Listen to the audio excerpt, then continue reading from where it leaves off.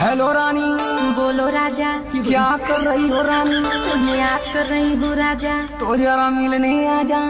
नहीं मेरे राजा, भैया बजा देंगे बाजा। तुमसे मिलने को दिल ये बेकरार है रानी।